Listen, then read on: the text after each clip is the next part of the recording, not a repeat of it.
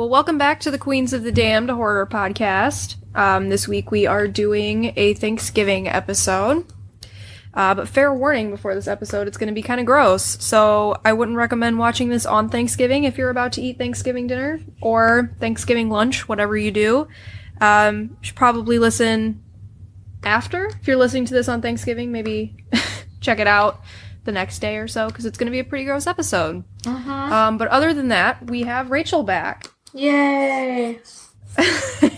Yay! We're super excited. So Rachel is taking a break from motherhood for a little bit to talk to us about cannibals. Yay!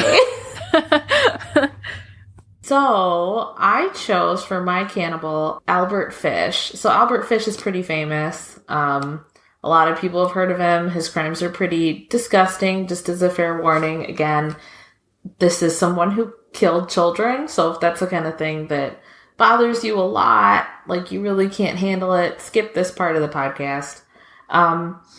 So Albert Fish, he has a bunch of nicknames. He was known as the Gray Man, the Werewolf of Wisteria, the Brooklyn Vampire, the Moon Maniac, and the Boogeyman. So he was born Hamilton Fish in 1870 in Washington, D.C., he decided to go by the name Albert after a deceased sibling, and because he was given the nickname Ham and Eggs, which he really hated. I mean, I could see, little kids picking on someone named Hamilton and calling him Ham and Eggs. Now everyone would love to be named Hamilton. Exactly, because of the musical. So his family had a really long history of mental illness. Immediate family, like one of his brothers, I think, was committed, and his sister was also diagnosed with a problem. His mother was documented as having like oral and visual hallucinations. Like some aunts and uncles were committed. So this family had a lot of issues, like genetic issues. So when Albert was born, his father was already 75 years old. His mother was 43 years younger. Because he was already 75 when Albert was born, he died when Albert was only 5 years old. So that left Albert's mother as a single mom. So she had Albert plus his older 3 siblings, which she obviously couldn't afford all 4 children by herself. So she sent Albert to live in an orphanage until she could get a better job and afford to have him around. From the time he was at the orphanage, he was pretty badly abused and beaten by the other children. Physical abuse, sexual abuse. After a while, and of course this was later as an adult, he was making these statements, but he said that he began to enjoy the pain that was inflicted upon him during these beatings. He started to become aroused when the other boys would beat him. So in 1880, when he's 9 years old, his mom comes and gets him from the orphanage. So he's been abused for 4 years at this point. Horribly abused.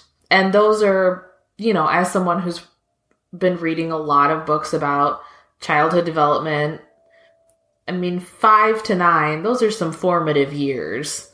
If you're abused during those ages, you're kind of gonna have issues. Obviously not to this extreme, but you're gonna have a lot of problems. So in 1882, when he was 12 years old, he began a relationship with a telegraph boy. So a boy who would deliver telegrams. This boy introduced Albert to some interesting fetishes. He introduced him to urolagnia, which is drinking urine, and coprophagia, eating feces. And they would also visit public bathhouses together just so that they could watch other boys undress, and having that voyeuristic experience was a big turn on for them. So in 1890, when he was 20, he moved to New York. At that time, began working as a prostitute to make money. In addition to working as a prostitute, he said that he began raping young boys at that time. In 1898, his mother arranges a marriage for him with a woman who is quite a bit younger than he is. He's about 28 at this time. She's like 18 or 19. They end up having 6 children together. But all throughout their marriage, he continues to molest children, most of them younger than 6. Boys, I should say, boys. He later recounts this incident where a male lover, I assume an adult, takes him to like a wax museum. And one of the things on display was like a wax sculptures of, like the insides of the human body. And he sees a bisection of a penis. So a penis cut in half. That's when he became obsessed with sexual mutilation. Oh my god. Oh my god, you're never gonna cut your sausage lengthways again. Never again. Oh my god. Never again. After hearing that. Never again. So in 1910, he's working in Wilmington, Delaware, as a house painter, and he meets this 19-year-old named Thomas Kedden. They begin a S&M relationship. It's unclear whether it was consensually S&M or whether Fish kind of forced this on him. There are primary sources, and in Fish's confession, he kind of hints that Kedden was mentally handicapped, so he didn't maybe understand all of the things that they were doing. So after they had been in their quote-unquote relationship for 10 days, Fish takes him to this old farmhouse and tortures him for 2 weeks. He eventually, which culminates in Fish tying Kedden up and cutting off half of his penis. Oh my god. Yeah. So, this is not even the worst part. We're just at the beginning here. So, I'm already I know, upset. this guy is evil, like evil human being. And I don't use that term lightly, but evil, unredeemable human being. So, he originally meant to kill Kedden, cut him up, and take his body home with him. But it was hot, and so he was afraid that he would be caught. Because I guess he thought the body parts would start to smell. So he ends up pouring peroxide over his penis, wraps it in a handkerchief, leaves him $10, kisses him goodbye, and leaves. Oh my god. And says he never tried to find out what happened to him, and he never did find out. I couldn't find out what happened to him. I don't know if he was found, or I assume he was, but I really don't know. So in 1917, his wife leaves him. Like, I wonder why. But because of the time period, if a wife left the husband was automatically granted custody of the children. So he got to keep all 6 of his kids. And it left him to raise them alone as a single parent. At this point, he says that he begins to have auditory hallucinations. And at one point, he wraps, like, for example, he wraps himself in a carpet and just lays there and says that, he was speaking to John the Apostle, who told him to do it. So about this time, Fish begins to take place. Oh, I'm sorry. I'm sorry. This is upsetting me. He begins to partake in self-harm. He starts inserting needles into his own pelvis. At the time of his arrest, they find 29 needles inserted into his pelvis. He would hit himself repeatedly with a nail-studded paddle, and he would insert a piece of wool doused in lighter fluid into his anus and set it on fire. What the hell? Yeah. So nobody thinks, actually, shockingly, that he ever abused or molested his own kids. But he did encourage them to beat him with the nail-studded paddle and their friends also. And at some point, I'm not really sure how this gets started. I couldn't find anything, but he begins to have an obsession with cannibalism. He begins eating raw meat for meals and sometimes serves the raw meat to his children as well. So for the next about 10 years or so, he starts to escalate even further. In 1919, he stabs a disabled boy in Washington, D.C. He begins torturing and mutilating children with what he calls his implements of hell, which are a meat cleaver, a butcher knife, and a small handsaw. He purposefully chooses mentally handicapped or African American children as his victims because nobody will give a shit if they go missing. Basically, so he tries to attack a couple of kids before he actually ends up committing his first murder, ends up committing the murder that gets him arrested. But he kind of either ends up chickening out, or the kids get away, or an adult sees him and kind of scares him off. In May of 1928, he sees an ad in the classifieds placed by Edward Budd, who was a teenage boy. He was looking for a domestic position, so he was looking to be like a footman in a household. And on May 28th, Albert visits the Budd family in Manhattan under the pretense of hiring Edward. Now, he went there planning to murder Edward, but realizes that Edward is too big because he's, 16 or 17. And so he decides to murder Edward's younger sister, Grace, instead. Grace is 10. On June 3rd... Oh my god, that's my birthday. Oh, well, happy birthday. Just wait. You're never going to think of it the same way again. Oh, great. So, on June 3rd, he comes back and says that he wants to hire Edward. He then says that he's going to his niece's birthday party, and he convinces the Budds to allow Grace to accompany him, and that she's never seen again.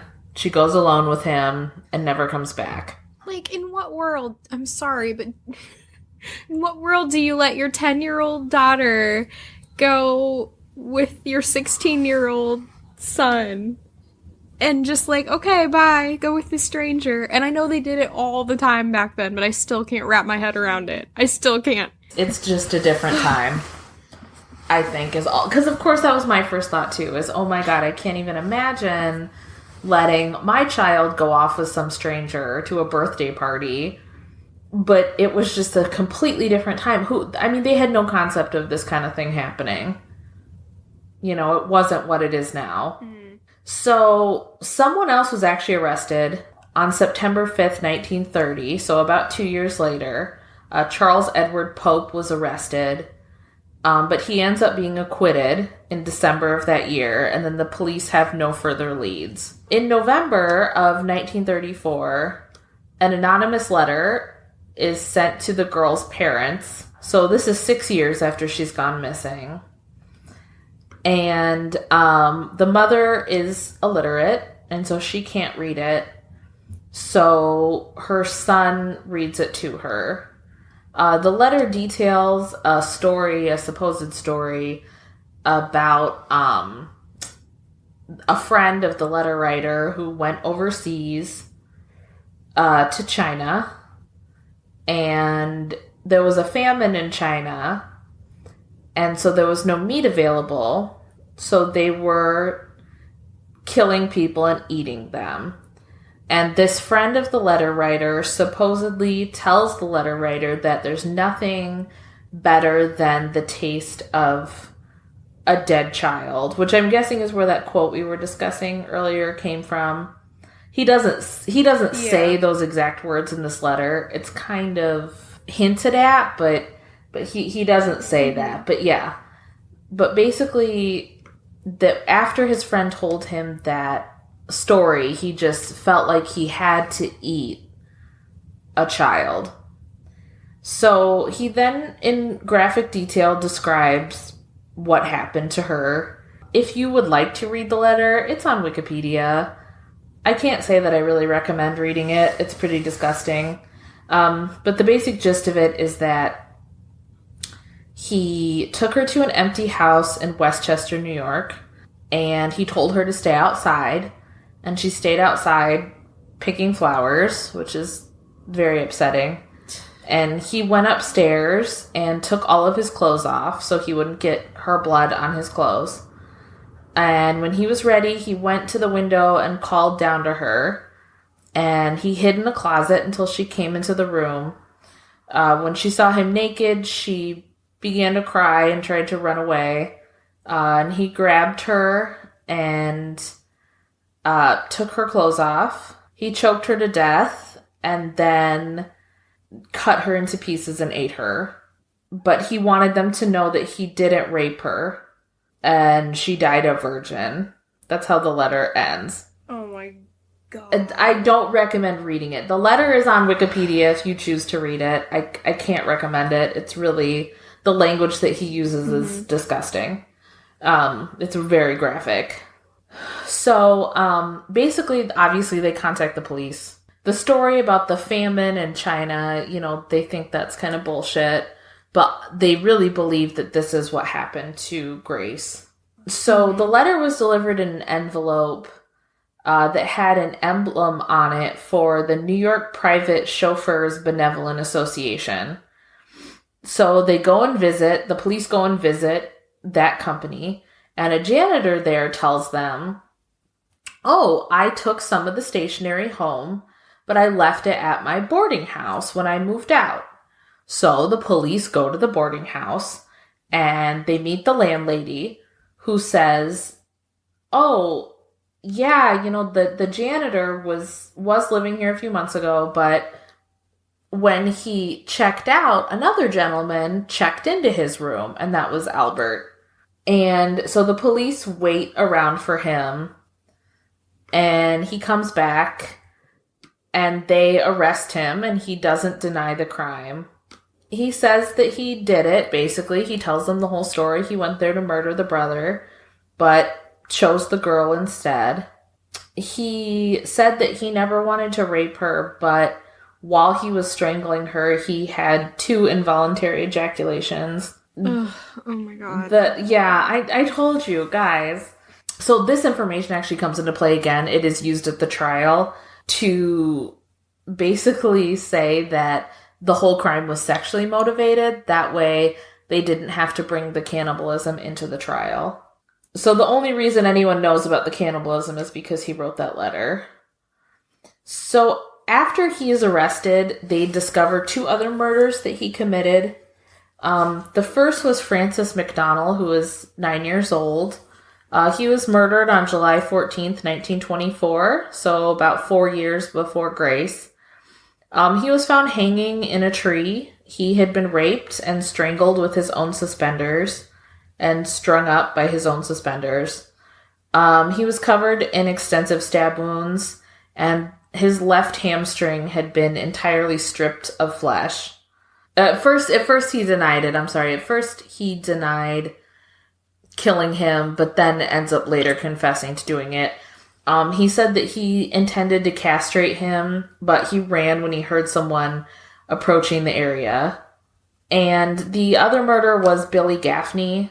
Billy Gaffney was 4 years old. He disappeared February 11th, 1927, so about 3 years after Francis and a year before Grace. Fish also confessed to this murder. He beat the boy with a homemade cat o' 9 tails. He cut off his ears, his nose, and gouged out his eyes. He slit his mouth from ear to ear. And after he was dead, Fish said he opened his belly and drank his blood. This one, he confessed in writing to this in a letter to his attorney. Again, it's on Wikipedia. I don't recommend reading it. He does other things. He also says that he ate this little boy. He basically describes in detail how he cooked him and what parts of him he ate, which are disgusting. The parts that, I mean, you can probably guess the parts that he ate. In any case, that letter's also on Wikipedia should you choose to read it. Again, I don't recommend it. It's pretty gross. So on March 11th, 1935, he goes on trial for the murder of Grace Budd. This is the only murder that he's convicted of. The other two murders, they never try him for. So his defense was, I mean, this poor defense attorney basically had to come up with something. So his defense was that he was obsessed with religion and preoccupied with the biblical story of Abraham and Isaac. And he believed that, and of course, I don't know if you guys know the story of Abraham and Isaac, but that's where God commands Abraham to take his son Isaac and sacrifice him, and then in the end tells him not to do it.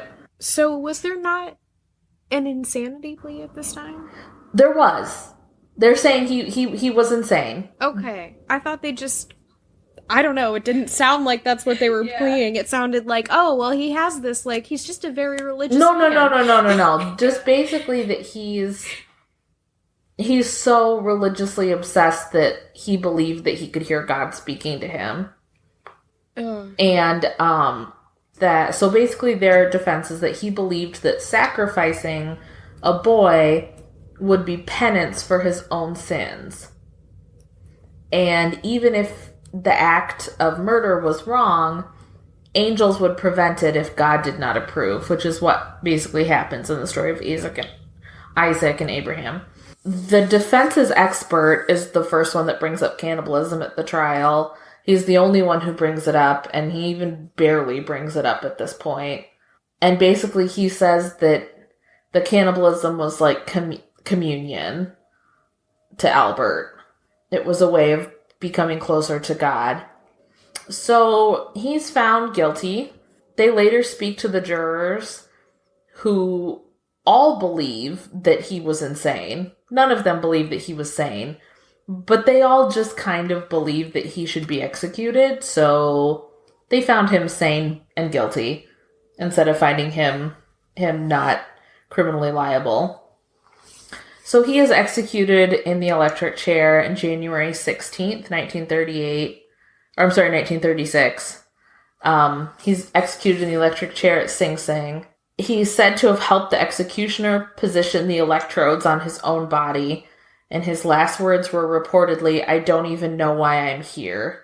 And then after the execution, Fish's lawyer meets with the press and says that he is in possession of his client's final statement, which was several pages of handwritten notes that Fish wrote in the hours prior to his death. The journalists asked the lawyer to reveal the letter's contents, and the lawyer refused, stating, "I will never show it to anyone. It was the most filthy string of obscenities that I have ever read." And as far as I could find online, he never did share it with anyone. It's never been found. That's okay. He can keep that to himself. Exactly. I mean, that poor lawyer having to read it. So, in the end, killed 3 people, ate 2 of the 3. But it is suspected that he murdered an additional 5 children. But there's really no proof that it was him. They're just children who died in kind of horrific ways around the same time that he was active. But yeah, that's it. That's Albert Fish. I mean, has anything like that happened since then? Like, anybody that bad? Because I can't really think of anybody who would compare to that. I mean, Dahmer, I would think, would be the closest, but he wasn't since no one's doing Ed Gein, I'd say Ed Gein's pretty bad. Gacy, Edward Kemper. I mean, he didn't eat them, but he sexually assaulted them, and he raped them and killed them, put them in the crawl space, and they were like 16-year-old boys. But none of those seem to compare to that level. I mean, you have, like, Ed Kemper, who didn't kill children. I mean, he killed young women. He also killed and beheaded his own mother and took his mother's decapitated head and had it perform oral sex on him. So, I mean, you have some disgusting human beings out there. I mean, this one to me, what really gets me is that it was little kids. I mean, I can't even imagine how scary. I mean, that would be terrifying for an adult. But at least when you're an adult, you have a chance to fight back. What's so scary is, like, the place he was in his mind when he did all of those things. It's just all the little details. Mm-hmm. God, I'm not gonna sleep tonight. Yeah, his was pretty... I mean, this is gonna sound so bad, but, like, I am against the death penalty. I think it's wrong. But, like, on the other hand... When I hear about Albert Fish being executed, it's just kind of like, well, that was a long time ago. Nothing I can do now. You know, I mean, well, I mean, that's a case where that guy's not going to be rehabilitated. I mean, I can't imagine that you can come back from that. No, but technically, he should have been committed because he was insane. And the jurors believed that he was insane, but what he did it was like jury nullification. I mean, what he did was so horrible that the jurors were like, fuck it, we're voting for death. We don't care if he's crazy or not. And he didn't even think that what he did was wrong. That's, like, what's most problematic about it, I think, is that if he got away with any of it and he got out into the world, he probably would have done more of it. Oh, yeah. I mean, he'd been doing this for years. He'd been doing this for... 20 years by the time he got caught. Over 20 years. I couldn't justify giving that guy 3 hot meals in a bed for the rest of his life to sit there and rot. That's what I'm saying. I'm against the death penalty, but, like, I can't feel bad that he was executed. I'll put it that way. I don't feel bad that he was executed. And then at the same time, it's like, he never had a chance either. The way he was raised, the way everything that happened to him, it's almost like, how was he supposed to become a productive human being? Well, and I think it was a combination of nature and nurture. I mean, he had a long genetic family history of severe mental illness. And I mean, I had it described to me once as when you have something like that, you have nature, which is the loaded gun of a long family history of mental illness. And then you have nurture, which pulls the trigger. And it's just this perfect storm. You can't be quote unquote born bad, but you can be born with the loaded gun and have something happen, and there you go. You're screwed. Yep, that's mine. I'm so happy to be back. Well, you're still with us. I'm so regaling us with the next tale. So, I chose Omaima Nelson.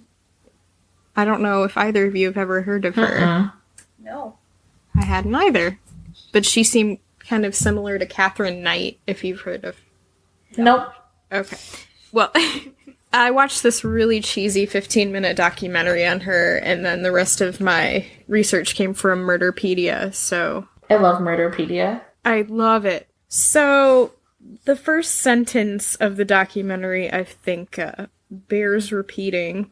It's, for some women, a good meal is better than a good man. For others, it is both. Just, like, that's amazing. You can hear the narrator of the documentary in your head right now. Yeah. It is that bad. So, in 1991, in Costa Mesa, California, Omaima Nelson has turned 23, and she's an Egyptian immigrant, former nanny / model. She's not exactly satisfied with her financial position in life, so she basically, this is how they put it, she uses her sexuality for monetary gain. I mean, she's a sex worker, but apparently they can't come right out and say that in a documentary about cannibalism. But what she's doing is she's getting these men all tied up and then threatening them and taking all of the money they have, and makes a practice of this over a period of years. And her victims aren't saying anything, of course, because they're embarrassed that this woman took advantage of them. So this is what she's doing. And then she meets her future husband, William Nelson, in a bar. And instead of just taking, like, the petty cash she can find, she wants to take him for all he's got. So 2 days after they meet, they get married. Oh, God. This is always a good sign for a marriage. But it was his idea. He was this, like, they described him as old school, where he wanted a relationship with her, but he wouldn't have one unless they were married. So they got hitched. Makes no sense. Absolutely none. And the funny thing is that you just listen to the, is it William Phelps, the true crime writer? Yes. He is on this documentary, and he's just gesticulating wildly and yelling about this woman and what a devil she is, and everyone's really scared of her. I think it's because she has this, like, perfect, beautiful kind of, like, sex kitten facade, but she's not what she appears to be, you know? So she's this classic femme fatale, and nothing is scarier for a man than that, like, role. They said inside her is an inferno of rage just waiting to erupt. Now, I'm not advocating, exactly. I'm not, you know, supporting what she did, but also the way that men look at it in hindsight after the crime happens, I'm just like, okay, guys. It just kind of reminds me of Eileen Warnos. That's just what I keep thinking of. Yeah. I had that while I was researching it. So, it's 3 weeks later, 3 weeks after they get married. They're having Thanksgiving dinner, and at bedtime, she ties him up. They're gonna have sex, and it's not specified what happens that sets her off, but something he says or does makes her really angry. So she hits him over the head with an object. I couldn't find what it was, but she hits him over the head, and then once she realizes he's unconscious, she grabs either a knife or a pair of scissors. I read 2 different reports, and she stabs him to death. And then, all of a sudden, she's got a body. And this man is 250 pounds or something. A large man. So it was really interesting.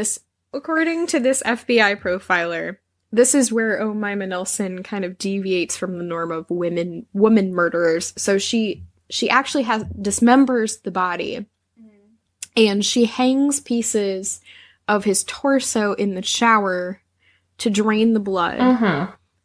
Because she wasn't prepared for the sheer size of the body, and it's heavy. People don't realize A, how much of a mess it is, and B, how much of the body there is. Yeah. And they never talk about this. They always say, oh yeah, he, like, killed them and cut him up and then, you know, just wiped his hands off and he was done. But that's not the way it goes, especially with this small woman with this big man. Well, have you ever seen, there's a show on Netflix called The Santa Clarita Diet? Yeah. Oh, but I read about it, actually, reading about this. It's hysterical. It's a really great show. But in one of the situations where she kills somebody, so she has to become a cannibal, the main woman, and she kills somebody, and she realizes, like, this guy's fucking huge, and they're like, what are we gonna do with him? And so she tries to eat the whole body all in one sitting. And I can't even remember what they did with it, but that's what it reminds me of, is her, like, killing this guy, because she's like, I need food, and then she's stuck with all of this body, like you said. So it takes her 2 days to attempt to dispose of this corpse. Okay, now the corpse is not just staying fresh as a posy while she's doing this. So just imagine 2 days, and then she tries a good few methods to do so. And the neighbors allegedly hear the garbage disposal running all weekend. All weekend. Oh my God. Trying to get him down there. And on the 3rd day, she finally gives up. And of all people, she goes to her ex-boyfriend for help with disposing of this body. But she wants very specific help. She wants him to help remove the teeth, because he can be identified by his dental records. Oh my god. So she bribes him with 75 grand. And the FBI profiler says, I want to be paid to do this job. She says, that was either bad judgment or extreme arrogance. You think? Okay. So he says he'll help her. He says, just like wait outside. I'll get my truck. We'll do this. And then he calls the police. He's like, my crazy ex-girlfriend is here. She wants me to get rid of her husband's head. Please help. So this police officer comes around and she's almost asleep in the car. Like she's 3 days now of trying to get rid of this corpse. And next to her on the seat is a bag of William's intestines and internal organs. So after she's arrested, they start figuring out what had exactly been happening to the body over the past 3 days. Mm-hmm. So according to the investigator, his hip area had been disguised with the attributes of a Thanksgiving meal. She kind of added him in with the peas and the mashed potatoes and the turkey. She stuffed and dressed him. And she had attempted to fry his head and hands to stop people from identifying him again. Allegedly, and now this is where we start going into rumor, because we don't know any of the rest of this as a fact, but allegedly she castrated him for sexually assaulting her repeatedly. Before this, they had gone on a road trip where she claimed that he abused her and then threw her cat out the car window. But no one knows if this is true. So when they find him, most of him was in garbage bags in suitcases. But then the investigator says, we were missing 185 pounds of Bill Nelson. Oh my god. Oh my god. Oh my god. She ate that much of him? We don't know. We don't know if she ever ate any of it. That's a lot of meat. But there's a good bet she did. Yeah. So this is how it went down. Allegedly, she told her psychiatrist that she had cooked and eaten some of him and that the ribs were the sweetest part. But we don't know this for a fact at all. Like, the psychiatrist testified this in court and also said that she put on a red hat and dress before she did this culinary thing. Oh my god. Then it was her defense attorney. He speculated that she dismembered him so she wouldn't meet him again in the afterlife. Like it's an Egyptian thing. But I mean, come on. She still denies it and denied it in court that she actually ate him. She said, I'm not a monster. Although she did do all those other things. She said she did this because it was, of course, self-defense, that he was trying to abuse her and that she defended herself and then had to dismember him. And she was given 27 years to life. A psychologist did diagnose her with PTSD and said she was psychotic because she allegedly suffered genital mutilation as a child in Egypt. Also probably went through this just horrible childhood. Not a lot's known about her, but it's pretty well accepted that she just, didn't have a good time. When she was in prison, 20 years later, she married a man. I think this was just a few years ago then. She married a man she'd known while she was married to William Nelson. And he was elderly, and he died and left her a large sum of money, which she can't spend while she's in prison. And she's still in prison. Her parole was denied in 2011 for 15 more years. So she's up again for it in 26. Do you know what prison she's at? Somewhere in California. Chow something. I don't know. Okay. I can't remember. How old is she now? I don't know. I didn't look at that, actually. Okay. I'm just curious if it's one of those things where, Well, she was 23 and 91. So that was the year my sister was born, so that's 26 years ago. Mid-40s. Late 40s. So she could get out when she was alive. Okay, that was my question. Wow. Wow. I am kind of glad I'm not going to my Thanksgiving dinner this year. God. Wow. That's a bizarre story. Yeah. Every time we go, oh my god, this is going to be such a great subject, this will be so much fun, it always turns out to be, a huge bummer. Horribly not fun. Not fun at all. God. Well, alright, you guys had these really long, elaborate stories. Mine is really, really short. simply because there's only like one newspaper article that ever came out about these two women. Their names were Ivanova and Olga Tamarin. They were mother and daughter, and they lived in Russia. And this all happened in 1912. That's when the newspaper article was published. So there's no other information on this except for this one newspaper article. And it basically circulates around the world. But for some reason, nobody ever writes about it. But it circulates around the world and people hear about it and everything. There isn't a lot of information on them. All they say is that these two women, there have been a lot of people, apparently, entering their house and never coming out. And so people were getting concerned about what was going on, and they finally contacted the authorities. And when the police got into the household, first of all, they had to subdue both of the women because they were so violent. They had to hold them down. And what they found was 27 corpses in a storehouse. And they found an eating room with a cellar. They had eaten, they think, around like 30 people. Oh my god. Yeah. And below this cellar and below the eating room, actually, were all of these like torture devices. They were keeping people down there and they were torturing them down there before they killed and ate them. And then these women came out and said that there had been like a band of 30 people. Like, they were basically leaders of a gang. Jesus. And there had been 30 people that was in this gang, and they had been kidnapping, stealing from, and murdering people. All of these people in the gang were doing this. I mean, it's just insane. And then also when the police were looking at the house, they had to basically set up a perimeter around the house because it was so disgusting inside. They couldn't take the chance of anybody seeing what was inside and what they found in there. But that's pretty much all the information I can find in it. So I know it's really short, but just those few facts really freak me out. Yeah. And this was, you know, sometimes. Yeah. Well, and it's a mother-daughter duo. So when did they decide, hey, how did that come up in conversation? Right. I have no idea. You want to try people?